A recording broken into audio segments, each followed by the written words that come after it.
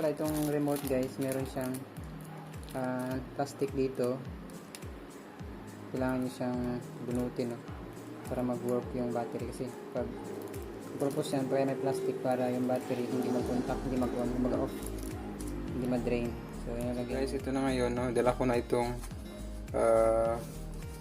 kasama dun sa ating cooler. So lalagyan natin siya ng tubig. Of course, buksan natin, matigas.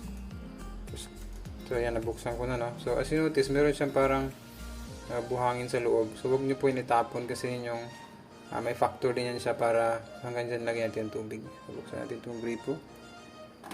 Okay, up. So dapat meron siyang parang hingahan dito. Up, yun. So hanggang dyan lang siya sa max level niya. Yung gano'n, no? Yung parang, hindi ko lang kung anong tawag dyan sa loob, parang gel something, hindi ko alam ang tawag dyan, basta yun na yun guys. So yun pang isa, so apat yun. So ganun lang, no, ang paglagay ng tubig. Tapos ilagay nyo na sa ref. Pag nalagay nyo na sa ref, of course ma-frozen to siya, saka nyo nyo ipatong sa cooler, no? So yan. So na-observe ko pala guys, after natin malagyan ng tubig, ilang minuto lang, pansin yung tumigas na agad itong yung parang buhangin short. Yun yung cause para tumigas siya, no? So, pansin nyo, hindi na siya bumababa. Yan, no? So, yun yung purpose para pag mag-frozen siya, matagal siya mag-defrost, no? So, wag niyo pong tanggalin yung laman sa loob. Okay? So, yun na siya. Ilagay natin to sa ref ngayon. So, ito na guys, no? Dalawa, nalagyan natin. Naging gel na siya, no? Farm water. Naging gel na siya. So, lagay natin siya ngayon sa ref. So, ngayon guys, ang ginawa ko ay I prepared a water, no? So, this is actually 4 liters. 4 or 5, I forgot. So, this will be cooled. Then after that, pag malamig na siya, ilagay natin siya doon sa cooler. So, palamigin mo siya 5 hours, okay na. So, let's wait. After 5 hours, we'll put. Kaya 4 yan kasi. Right. So, ngayon guys, after 5 hours, ito na yung ating tubig na pinalamig. At ito rin yung gel something. So, natin sa dito. Basta naman yung tatlo, no? So, dyan. And then yung water. So, ilagay ko ito ng tali kasi malulos eh. So, yeah. So, ilalagay natin sa dito hanggang sa mag-zip siya doon. So, make sure pala, bago nyo lagyan ng tubig, make sure na yung sealed dito, yung drain sa ilalim ay nakakabit na maigi. Okay? So, let's put this one. Yan.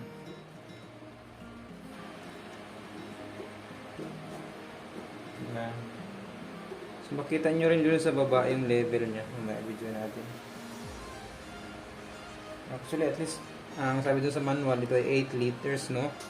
So, depende naman, pwede nga 1 liter lang. Basta so, as malamig yung ilagay po ninyo dito para yung i-rotate niya ay malamig. At ibuga niya rin na hangin ay malamig. So, yun naman ang prinsipyo nito. Okay, so ubusan rin ito. Ito, I think 6 liters yata ito. Yung ito lagay. Okay.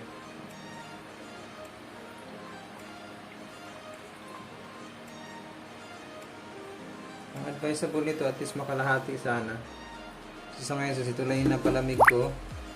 Ito lang ilagay natin. Nasa ano lang ito, I think 4 liters. Yun. Yeah. So, lagay na natin. Ngayon, ay ito na itong paganahin. Okay? By the way, gusto natin paganahin. Yan, so ito yung level niya sa baba ng tubig. So, yung lagay natin, nasa 8 liters to lahat eh. Sa ating nasa ano siya, 3, no? 4, 5, 6, 7, 8. Yun. So, not necessarily punuin. Pero kung maglagay mo kayo ng malamig na tubig hanggang dito. So, yun guys. I-on na natin. I-plug na natin sa 220 volts. Okay? Yun, tumunog agad siya, no? So, detect niya agad yung temperature ng tubig na nilagay natin is 29 degrees. Malamig na siya. Okay? So, i-on natin. Yun. Touchpad siya, no? Yan, on na siya, may hangin na. Ngayon, para gumana yung, yan, buksan natin to, no? Kasi notice, yan yun siya. Para gumana yung rotation, kasi nagpapalamig yan, guys. Ito sa likod, dito siya kumukuha. Yung fan dito kumukuha ng lamig.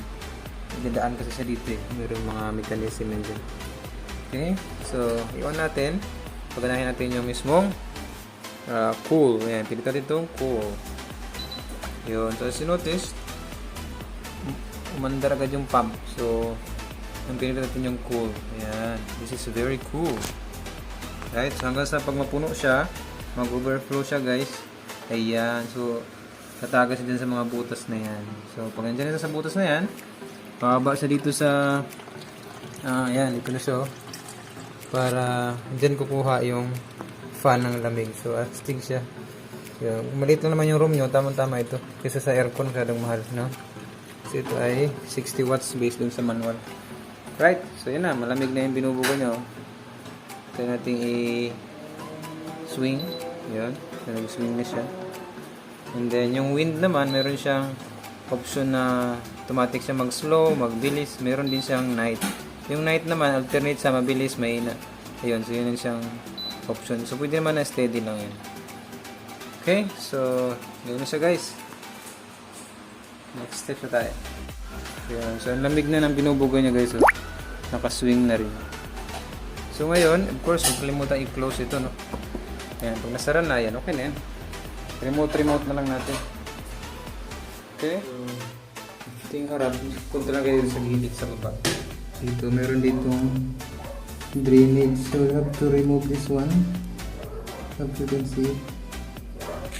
Yeah, this one. So just pull this drainage water. Just pull. Right, that's it. So we will drain this one. Okay.